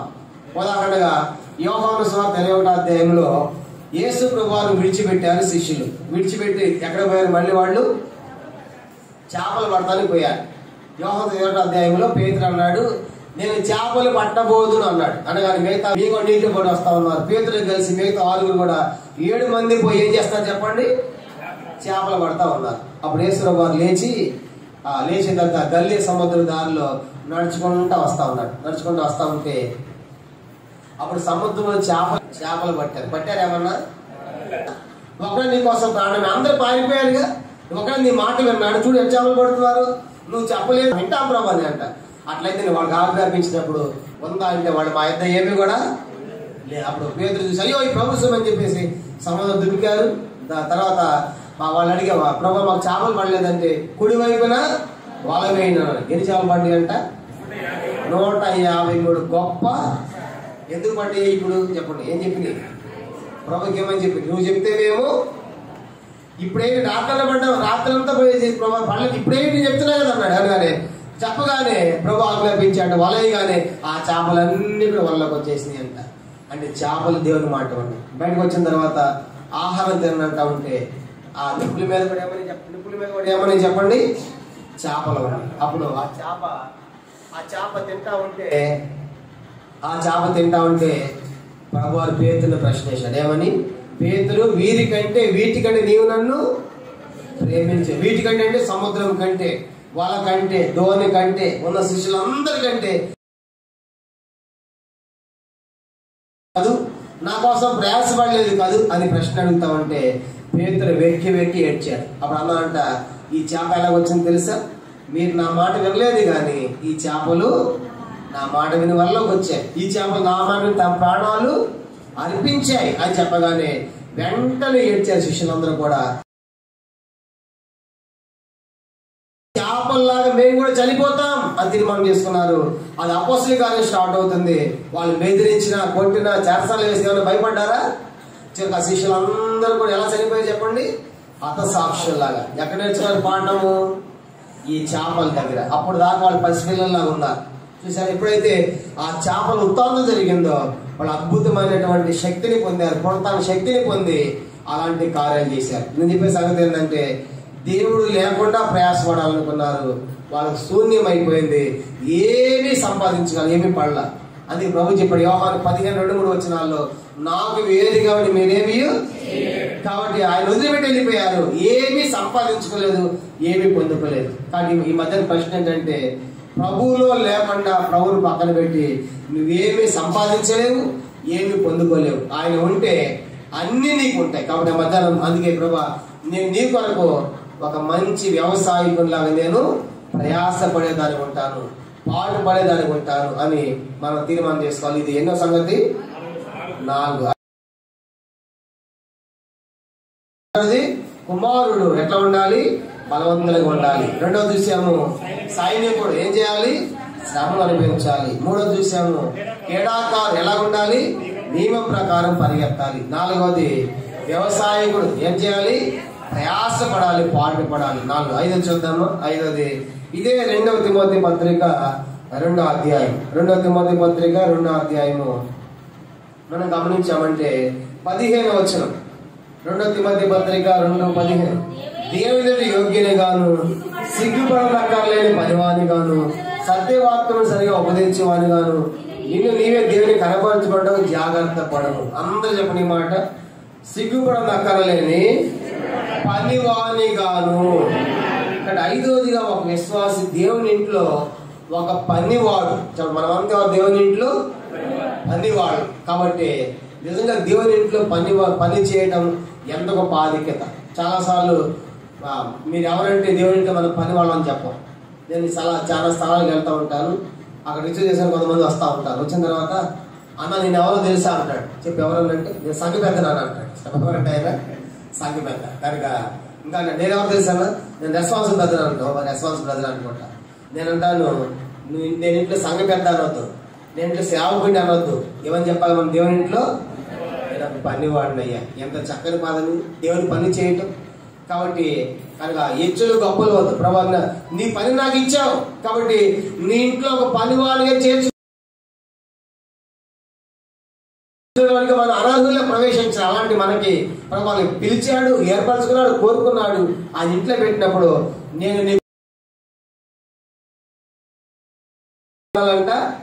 యోగ్యునిగా ఉండాలి. చెప్పండి, ఎట్లా ఉండాలి? పనివాడు అందరూ పెట్టుకుంటారు పనికి. ఎవరు పనివాడు ఎవరు పెట్టుకుంటారు చెప్పండి? ఎవడు నమ్మకస్తుడో యోగ్యుడు వాడు పెట్టుకుంటాం. అలా దేవుని ఇంట్లో మనము ఒక పనివాడిలాగా ఉండాలి. కనుక ఆయన ద్రాక్ష తోటలో, ఆయన పొలములో, ఆయన వ్యవసాయంలో నేను ఒక సేవ. దేవుని ఇంట్లో పని వాళ్ళము ఎంత ఒక ఆధిక్యత. కానీ నిజంగా దేవుని ఇంట్లో పని చేస్తా ఉన్నామా? నేను చూసాను దేవుని ఇంట్లో పని ఎట్లా చేయాలి. ఎఫెసీ 6:5 చదువుకున్నాం కదా. ఇష్టపూర్వకంగా చేయాలి. పాలసీ 3:23 చదువుకున్నాం కదా. మనస్ఫూర్తిగా చెయ్యాలి. తర్వాత 1 కొరింథీ 16:14 చదువుకున్నాం కదా. ప్రేమతో చేయాలి. దేవుని యొక్క పని మనము అలాగే చేయాలి. కానీ దేవుని ఇంట్లో మనం పని వాళ్ళము. కానీ ఎంతో మందికి ఈ ఆధిక్యత లేదు, ఎంతో మందికి గొప్ప ఉన్నతమైన స్థానం లేదు. కానీ దేవుని ఇంట్లో చేర్చుకొని ఏర్పరచబడి చేర్చుకుని ఎంతో గొప్ప ఆధిక్యత. కాబట్టి 5వ సంగతి, ప్రభా నన్ను నీ ఇంట్లో ఒక పనివాడిగా చేసుకున్నావు నీ స్తోత్రం, ఒక పనిదారిగా చేసుకున్నావు నీ స్తోత్రం. కాబట్టి అలాంటిది మనం ఎలా ఉండాలంటే ప్రభువుకు మన జీవితాలు యోగ్యముగా ఉండాలి. ఇప్పుడు ఎలా ఉండాలి? యోగ్యులుగా జీవించాలి, యోగ్యమైన వారుగా ఉండాలని ప్రభు కోరుతున్నాడు. ఇది 5వ ప్రాముఖ్యమైన సంగతి. అయితే దేవుని ఇంట్లో పని ఇచ్చాడు కానీ మన పనిని మనం నమ్మకం జరిగించే వారు ఉన్నామా? దేవుని ఇంట్లో పనులు చాలా ఉన్నాయి కనుక రకరకాల పనులు ఉన్నాయి దేవుని ఇంట్లో. అందరికి కూడా ఒకే పని లేదు కనుక ఎవరి పని వాళ్ళకుంది. అలాంటప్పుడు మన పని మనం ఏం చేయాలి? మన పరిధిలో మన పని నమ్మకంగా మన పని మనం చేయాలి. కాబట్టి దేవుడు నీకు ఏది ఇచ్చాడు తలాంతు, ఆ తలాంతును ఫుల్ఫిల్ చేయాలి. కనుక దాన్ని పరిపూర్ణంగా నువ్వు వినియోగించాలి. అప్పుడు నీ ద్వారా సంఘములో అనేకమైన అద్భుత ఆశ్చర్య కార్యాలు జరిగించబడే ఉంటాయి. కాబట్టి 5వ సంగతిగా దేవుని ఇంట్లో ఒక విశ్వాసి పనివాడన్న సంగతి మర్చిపోకూడదు. అందుకే దేవుని ఇంట్లో అందరికీ ఏమని చెప్పండి? అందుకే ఒక పాట ఉంది కదా, ప్రతి వారికి వారి పని నియమించు, కావలి ఉండు మెలకోదు. కానీ ప్రతి వారికి అది పని కనుక నాకు పని లేదనుకోదు. కానీ దేవుని ఇంట్లో ప్రతి ఒక్కరికి పని ఉంది. ఈ మధ్యాహ్నం అదే కోరుతున్నాడు, నా పని ఏంటి, నా పరిచయం ఏంటని నువ్వు ప్రార్థన చేసినప్పుడు నీ బయలుపరుస్తాడు. నీ పనిలో నమ్మకం ఉంటే దేవుడు నిన్ను దీవిస్తాడు. కాబట్టి ఒక విశ్వాసి ఇప్పుడు ఏం చేయాలంటే ఒక పనివాళ్ళలాగా ఉండి దేవుని కోసము యోగ్యులుగా జీవించాలి. ఇది 5వ ప్రాముఖ్యమైన సంగతి. 6వ చూద్దామా? 2 తిమోతి పత్రిక 2వ అధ్యాయము. 2 తిమోతి పత్రిక 2వ అధ్యాయం 6వ సంగతి చూద్దాము. 20-21 వచనాలు. ఎవడైనను వీటిలో చేరక తను తాను పవిత్ర పరుచుకొని వాడు పరిశుద్ధపరచబడి యజమానుడు వాడుకోవడానికి అర్హమై ప్రతి సత్కార్యము సిద్ధపరచబడి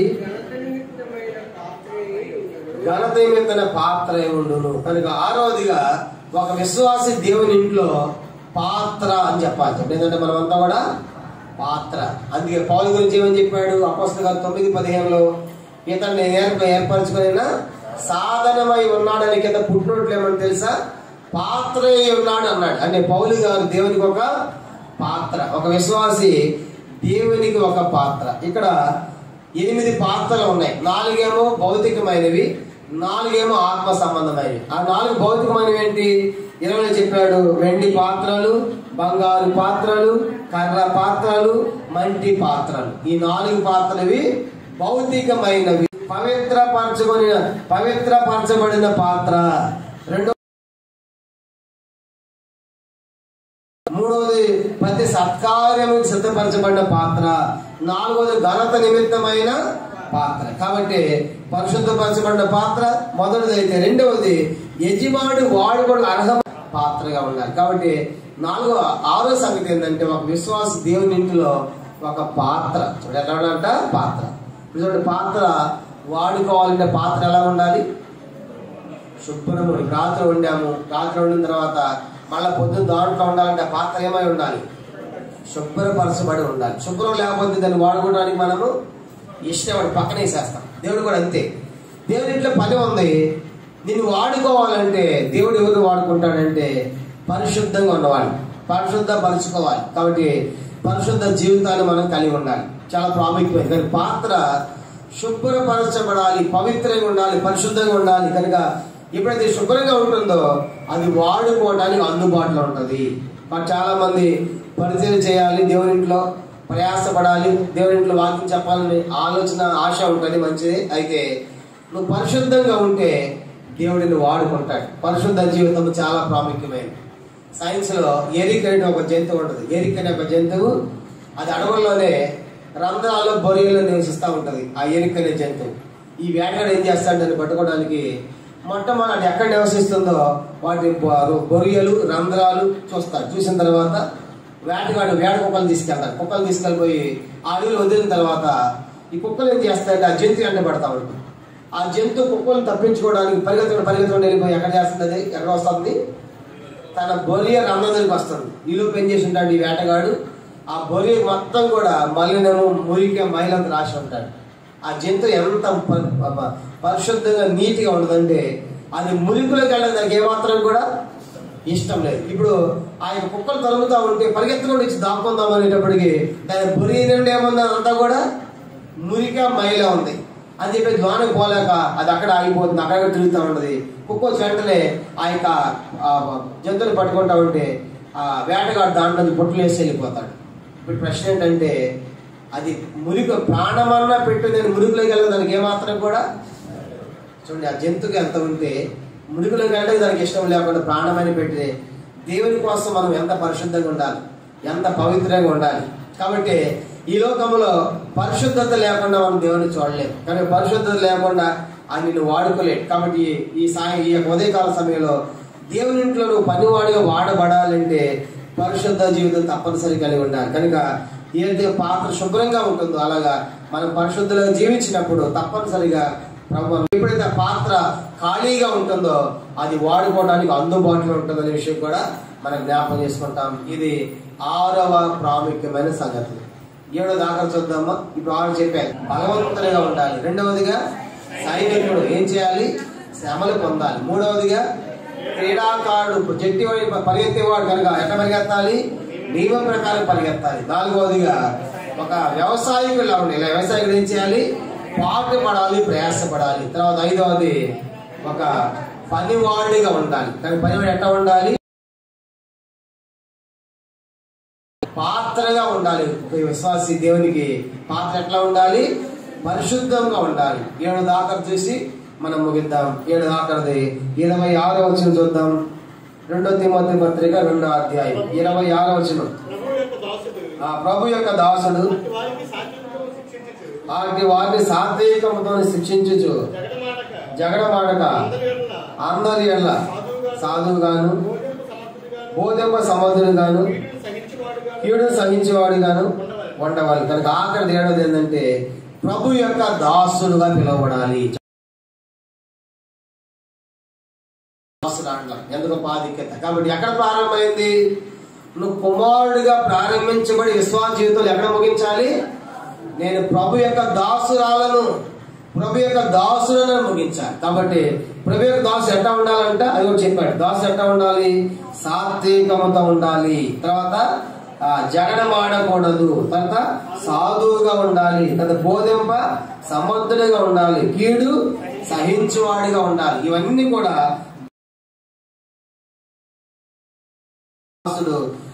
సాత్వికంతో ఉండాలి. తన సాత్వికంతో శిక్షించేవాడు ఉండాలి.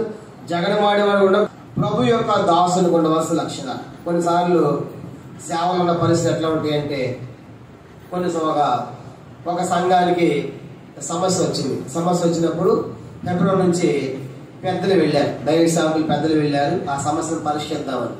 వెళ్ళిన తర్వాత సంఘ పెద్దలు సేవకులు అందరూ కూర్చున్నారు. సేవకుల్లో తప్పేమీ లేదు. సేవకులు ఏమి లేదంట, ఆ సమస్య పరిష్కారం కావటం లేదు. ఎప్పటి నుంచి చూడండి వీళ్ళు వెళ్ళి ఆయన్నే గద్దించారంట. ఎవరిని, సేవకుడిని. అటెండ్ చేస్తాం, నువ్వే కలిసి ఉండాలి కదా అని చెప్పేసి గద్దించగానే ఆ సేవకులు లేసి అందరిలో అన్న తప్పైపోయింది క్షమించండి, నన్ను మన్నించడని అందరూ క్షమాపణ కోరాడట. కోరిన తర్వాత అప్పుడు మిగతా బ్రదర్స్ అంతా కూల్ అయిపోయారు, డౌన్ అయిపోయారు, సమస్య పరిష్కారం అయిపోయింది. బస్ స్టాండ్కి ఒక సంఘటన తీసుకెళ్ళాడు. ఎవరిని? ఎప్పుడు వచ్చినటువంటి ఆ అంకుల్ని తీసుకెళ్తారు. అప్పుడు అన్న మీరు సేవకులు తిట్టారు, సేవకులు ఏం తప్పు లేదు, వాళ్ళని తప్పు, మీరు సేవకులు ఎట్లా తిడతారు, మాకు బాధ అనిపిస్తుంది అన్నాడట. అప్పుడు ఆయన సేవకుడి పరిష్కారం చేసినారు. ఏమన్నారు సార్, ఇవన్నీ మాకు సిలువులు అయ్యా, మాకు తెలుసు, వాడు తగ్గమంటే తగ్గడు, ఎవరు ఎదుటి వాడు తగ్గడు, కాబట్టి మేమే తగ్గాలి, మేమే మా మీద వేసుకోవాలి, మేమే కొన్ని భరించాలి, మేము కొన్ని సహించాలి, ఆ కీడి మేము అనుభవించాలి. కానీ నాకు తెలుసు ఆయన చాలా మంచి సేవకుడు, ఆ సమస్య పరిష్కారం కావాలంటే అది ఆయన మీద వేసుకుంటే తప్పది పరిష్కారము, అదే సిలువ. మనది కానిది మన మీద వేసుకోవటం, అది ప్రతి ఒక్కరిలో ఉండాలి. దాసులు ఇక్కడ దాసులు చెప్తున్నాను, కానీ ప్రతి విశ్వాసలో ఉండాలి. మనమంతా ఎట్లాంటి వాళ్ళు అంటే కాస్త పులుపో కారం ఎక్కువైపోయిందండి, ఈరోజు ఎవరు ఉండరు బాగలేదంటే అందరూ ఏమంటారు, నేను అనలేదన్నా, నేను కట్టే పెట్టాను, నేను తాలింపు వేసాను, పులిసే బిస్కెట్ ఆక చేస్తాను, అందరమే చెప్పుకుంటారు. ఎందుకు? చెడిపోయింది కాబట్టి. అదే బాగుందంటే నేనుండే నేను చేసాను, నేను చేసుకుంటాను. ఎలాగైనా నేను సంఘం చెప్పాలండి, ఇక్కడ సంఘం చెప్పట్లేదు, నేను జనరల్గా నేను చెప్తాను ఇక్కడ అనుకోబాకండి. కాబట్టి బాగుంటేనేమో మేము చేసామంటాం, చెడిపోయిందంటే మాత్రము నేను కాదని వేరే మీద చేస్తాం. కనుక మనం అంటే ఎట్లాంటి వాళ్ళు అంటే మనమే చేసుకోం, మనది కూడా ఏం చేస్తాము, పక్కన మీద చేస్తాం. యేసు చెప్పిన మాట ఏంటంటే మనది మనం భరించుకోండి, వేరే వాళ్ళది కూడా మన మీద వేసుకోవాలి, అదే సిలువ. మనది కాంది మన మీద వేసుకోవాలి. అలా చేయగలమా?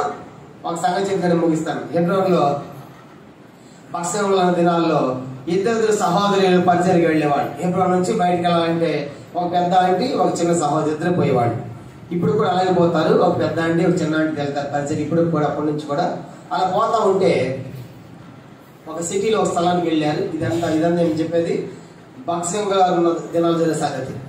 ఇద్దరు వెళ్ళి పరిచయం ముగించుకున్నారు. ముగించుకున్న తర్వాత బస్సు ఎక్కారు, బస్సులో కూర్చున్నారు. బస్సులో కూర్చున్న తర్వాత చాలా బస్సు రష్గా ఉంది, చాలా రష్ ఉన్న తర్వాత ఇద్దరు భార్య భర్తలు, భార్య ముందుంది, భర్త ఏమో వెనకాల ఉన్నారు, ట్రై చేస్తున్నారు బస్సు ఎక్కడానికి. వీళ్ళు ఏం చేశారంటే సీట్లు ఆపడం కోసము ఏం చేస్తారు, బస్సు ఆగముందు మనం కూడా ఏం చేస్తాం, బస్సు లోపల ఏం వేస్తాం, కర్చీపులు బ్యాగులు వేస్తాం కదా, వాళ్ళు కూడా ఏం చేశారంటే వాళ్ళు బ్యాగ్ వేసారు సీట్ ఆపడం కోసం. బ్యాగ్ వేసిన తర్వాత ఈ ముందేమో బాధ ఎక్కింది అనుకున్నాడు భర్త, ఏమనుకుంటే ఆయన ఎక్కి వెళ్ళే భర్తను ఏమనుకుంటే బస్సు వెళ్ళిపోయింది, ఇద్దరు ఎక్కల లోపలే పడిపోయింది, బ్యాగ్ పడిపోయింది, వెళ్ళిపోతుంది బస్సు. సరే ఈ బ్యాగు ఇద్దరు పెద్ద అంటే చిన్న అంటే కూర్చొని ఎప్పుడు దగ్గర ఎప్పుడు వచ్చిన సిస్టర్స్ వాళ్ళ వెనకాల సీట్ అనమాట. ఈ బ్యాగ్ చూడగానే కాసేపటికి చిన్నక్క వెనక చూసిన చూడగానే మంచి బ్యాగ్ భలే ఉంది అనుకుంది. ఆంటీ ఏదో బ్యాగ్ ఉందంటే మనకెందుకు లేదు, మనకు వద్దు, మనకు అవసరం లేదండి. పెద్ద ఆంటీ చిన్న ఊరుకోదు కదా, నెమ్మది పక్కనే పోయింది. ఓపెన్ చేసి చూస్తే దాంట్లో 50,000 రూపాయలు ఉన్నాయండి. ఎన్ని ఉన్నాయి? నెమ్మదిగా ఆ బ్యాగు ఈ బ్యాగులో పెట్టేసింది. ఏ బ్యాగులు? బైబిల్ బ్యాగులు పెట్టేసి ముందుకు వచ్చిన తెల్ల చీరలు జింగ్ టింగ్ టింగ్ టింగ్ దిగి అన్ని తిట్ట తాగుతుంది. ఎక్కడే ఉంటే ప్రభు ఇచ్చాడు అని చెప్తా ఉందంట. చెప్పేది కథగారు నిజంగా జరిగిన సంగతి. అయితే అయిపోయిన తర్వాత బ్యాగ్ ఎప్పుడు మెయిన్ ఆఫీసులో ఇచ్చింది. ఇప్పుడు కూడా ఏదైనా పోయింది అనుకోండి, ఈద్ క్యాంప్ చూస్తూ ఉంటారు కదా, మెయిన్ ఆఫీసులో రాసిస్తే అక్కడ స్టేజ్ మీద ప్రకటన చేస్తారు, వాళ్ళు తీసుకోవచ్చు గుర్తులు చెప్పి. అలాగా ఈ బ్యాగ్ మాత్రం మెయిన్ ఆఫీసులో ఇచ్చింది. ఇవి దాంట్లో బ్యాగ్లో ఒక చిన్న స్లిప్ అడ్రస్ దొరికిందండి వాళ్ళకి. దొరికిన తర్వాత ఒక సండే అనౌన్స్మెంట్ చేశారు. ఆ స్లిప్ తీసుకొని పోయి మెయిన్ ఆఫీస్ నుంచి స్టేజ్ మీద ఇచ్చారు. భక్ష్యంగా చెప్పాడు, పలానా బ్యాగ్ మెయిన్ ఆఫీస్ లో ఉంది, మీకు సంబంధించింది అయితే మీరు గుర్తులు చెప్పి దాన్ని మీరు తీసుకోవచ్చు అని ప్రకటన చేశాడు. ఇప్పుడు ఏం జరిగిందంటే బ్యాగ్ పోగొట్టుకున్నాడుగా భార్య భర్తలు, వాళ్ళిద్దరు కూడా ఒక ఫ్రెండ్ హెబ్రోన్కి వస్తాడు. వాళ్ళిద్దరు హెబ్రోన్కి వస్తాడు. వాళ్ళు ఏం చేశారంటే ఆ బ్యాగ్ పోయిన తర్వాత జనాలకు పంచుకుంటారు లేదు వాళ్ళ బాధ, అయ్యో ఇట్లా మా బ్యాగ్ పోయింది బస్సులో అని బాధపడుకుంటా ఉంటే అది విన్న తర్వాత అతను బ్యాగ్ ప్రకటన చేయగల ఆ పేరెవరు సరిగ్గా వాళ్ళ ఫ్రెండ్ది చెప్పండి. ఎవరు ఆ పేరెవరు చెప్పండి? బ్యాగ్ ఆ ఫ్రెండ్ది. అదే మా ఫ్రెండ్ మా భార్య భర్తలు చెప్పారు, మా ఫ్రెండ్ వాళ్ళది బ్యాగ్ అని చెప్పి వెంటనే ఫోన్ కొట్టాడు, ఇక్కడ ఉందా మా బ్యాగ్, మీ చర్చిలో మీరు వచ్చేయండి, మీరు ప్రకటన చేశారు కదా ఆ బ్యాగ్ ఎవరిది? మాదే, ఇప్పించేయండి అంటే గుర్తులు అని చెప్పారు. అన్ని చెప్పిన కరెక్ట్గా అదే బ్యాగ్ తీసుకొచ్చిన తర్వాత బ్యాగ్ ఇస్తే దాంట్లో ఏమి లేదు చెప్పండి, దాంట్లో డబ్బు లేదు. అప్పుడు భక్తంగా అడిగాడు, ఈ బ్యాగ్ ఎలాగొచ్చింది, ఎవరు తెచ్చారు ఇది అనగానే పెద్ద అంటే చిన్న పిలుస్తా ఉంటే పెద్ద అంటే వచ్చింది, నాకు తెలియదు బ్రదర్, నిజంగా నాకు తెలియదు కాబట్టి అంట. సేవకు వచ్చావు అబద్ధం వాళ్ళు చెప్పు అన్నట్టు మాట్లాడుతూ ఉంటే ఏడవటం ప్రారంభించింది. ఏడుస్తూ ఉంటాడు. పక్షం కాదు ఆ భార్య భర్తలు పిలిచి, అయ్యా ఈమె నా కుమార్తె లాంటిది, మా దగ్గర సేవలో ఉంది, ఆ 50,000 మేము చెల్లిస్తాం అని చెప్పేసి ఆయన డబ్బులు తీసి ఇవ్వబోతా ఉంటే, అంత వద్దులే సార్, మీ నీతి నిజాయితీ మాకు చాలా సంతోషంగా ఉంది, ఎంత మంచిగా పరిష్కారం చేశారు, కొంత ఎవరిని కొంత తీసి వెళ్ళిపోయారంట. కనుక ఆ రీతిగా ఆ సమస్య పరిష్కారం అయ్యింది. ఇప్పుడు నేను చెప్పేది ఏంటంటే, డబ్బు తీసుకు చెప్పండి, డబ్బు తీసుకుందేమో ఒకళ్ళు, కట్టిందేమో అదే సిలువ. మనం చేయగలం పని, మనం ఇదేం చేస్తాం, నీకు సేవ పిలుపు లేదు, నువ్వు దొంగదాని అట్లా ఇట్లా అని చెప్పేసి ఎన్ని మాట్లాడేవాళ్ళం. కానీ ఆ దైవజనుడు చేసిన పని ఏంటంటే, ఆమె తన మీద ఒక మాట చూద్దాం, కీర్తన 69 అది చదివి మనం బ్రేక్ తీసుకుంటాం. 69 నేను దోచుకున్న దానిని ఇచ్చుకొనవలసి వచ్చాను అంటాడు. చూడండి 69:4, 69వ కీర్తన 4 చివరి భాగం చెబుతాను. నేను దోచుకున్న దానిని నేను ఇచ్చుకొనవలసి వచ్చాను. అందరూ చెప్పండి మాట, నేను దోచుకొన్న దానిని. చిన్నక్క ఇచ్చుకుంది ఎవరు? పెద్ద అంకులు, భక్స అంకులు. అంటే అదే సిలువ, ఆమె తన మీద. అదండి సాత్వికుడు అంటే, దైవ సేవకుడు అంటే, దాసుడు అంటే. అలాగా ఎన్నో మనం భరించాలి. కొన్నిసార్లు మనం కూడా, మేము కూడా సేవలు ఉన్నాం కాబట్టి ఎన్నో కష్టాలు ఉంటాయి, ఎన్నో బాధ అనిపిస్తాయి. కొన్నిసార్లు ఎన్నో రకాల ఒత్తిళ్ళు కూడా గురవుతాం. అయినప్పటికి కూడా అనిపిస్తా ఉంది. ఆ మధ్య ఒక ఆయన అన్నాడు, ఈ సేవ కంటే ఉద్యోగం చేసేది మేలు కదా, వీళ్ళిచ్చే 15,000-20,000 ఏళ్ళు ఆ ఉద్యోగం సెక్యూరిటీ గార్డు కూడా ఇస్తున్నారు కదా అని కొన్ని అలాంటి తలంపులు ఎన్నోసార్లు వస్తాయి, ఉన్న ఒత్తిళ్ళు బట్టి. కానీ దేవుడు పిలిచిన వాడు నమ్మదగిన వాడు. కానీ నమ్మకాన్ని పరిచయం చేసినప్పుడు తప్ప బహుమానం ఇస్తారు. ఎన్నో ఒత్తిళ్ళు ఉంటాయి, కానీ అవి మనమే భరించుకోవాలి, మనమే సహించాలి. ఎందుకంటే ఆయన దాసులంగా వీడు సహించాలంట, సాధ్యత ఉండాలంట, శిక్షించవద్దంట, జగడమాడొద్దంట. కాబట్టి అన్ని ఆయన మీద వేసుకోవాలి. అలాగా మనమంతా ప్రభు యొక్క దాసులుగాను. నాకు అన్న కూడా చెప్పాడు, లోకంలో ఏమన్నా సరే మనమే ఒక చంపకూడదు, ఏం చేయాలి, రెండో చంపకూడదు, మనమే చూపించాలి. కానీ ప్రభు నేర్పించింది అదే కదా మనకి. ఇప్పుడే కాదు, మొదటి ప్రారంభ సంఘ క్రైస్తవు నుంచి ఈ రోజు వరకు క్రైస్తవులకు సాక్ష్యం అదే. క్రైస్తవులు హింసింపబడతారు కానీ హింస చేయరు, కొట్టించుకుంటారు కానీ కొట్టరు. చూసారా, అది ఇప్పుడు కాదు, ప్రారంభ నుంచి కూడా ఈ రోజు వరకు కూడా క్రైస్తవానికి ఉన్నటువంటి సాక్ష్యం అది. కనుక ఎక్కడ కూడా లాండ్ ఆర్డర్ అనే ప్రాబ్లం క్రైస్తవం ద్వారా జరగదు. చూడండి, ఎంత పెద్ద మనము జర్నీ, ఎంత పెద్ద ర్యాలీ చేసినప్పుడు కూడా మన పోలీసులు అవసరం, మనమే లైన్లో ఉంటాం. అవన్నీ మేము సువార్త పెట్టాము, 1,500 మంది వచ్చారు సువార్త. 2017లో సిటీలో చాలా మంది పిలిచాం, 1,500 మంది వచ్చారు సువార్తకి. 10,000 బైబిల్స్ మంచి ఒకే రోజు. 1,500 మంది అంత పెద్ద క్యూ చూశారు కదా, అంత పెద్ద క్యూ. పోలీసులు ఆశ్చర్యపడ్డారు, మన వాళ్ళే లైన్లో పెట్టుకోవడం. కనుక ఒక్క రోజుకి ₹1,00,000 ఖర్చు భోజనాలకి అందరికి పెడితే మా సంఘం నుంచి. ఎంత సంతోషించాం.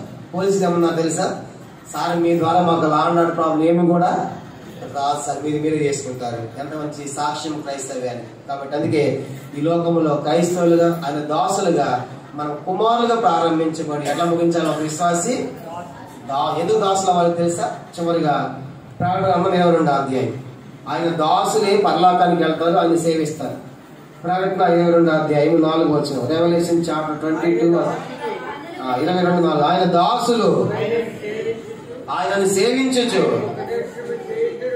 చాలండి. కాబట్టి మన దాసులు ఆయన సేవిస్తా, ఆయన ముఖ దర్శనం చేస్తారు. పరలోకంలో మనం ఆయన దాసులుగా ఉంటాం.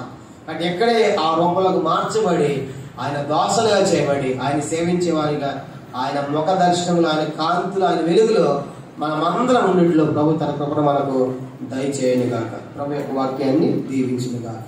ఆమేన్.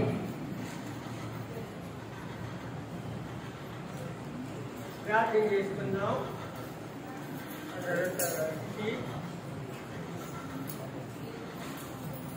ప్రార్థన చేసుకుందాం. మనల్ని ప్రేమించి దేవుడు మనకి ఇచ్చిన మంచి వాక్యాన్ని తిమోతికి రాసిన 2వ పత్రిక 2వ అధ్యాయం నుండి అనేక విషయాలు పరిశుద్ధాత్మ దేవుడు మనకు బోధిస్తూ వచ్చినాడు కనుక అవి మన జీవితంలో మనకి మనముగా అన్వయించుకొని, ఒకవేళ అలా ఉంటే దేవుని మహిమపరచండి, అలా ఉండకపోతే ఉండటానికి ప్రయత్నము చేయండి. దేవుడు మిమ్మల్ని దీవిస్తారు. ప్రార్థన అయిన తర్వాత పాట పాడుతుంటాం. ఎవరికైనా ఒకవేళ కాలకృత్యాలు తీర్చుకోవాలనుకుంటే మీరు పాట పాడే లోపల మీరు కాలకృత్యాలు తీర్చుకొని మళ్ళీ లోపలికి రావచ్చు. వెనక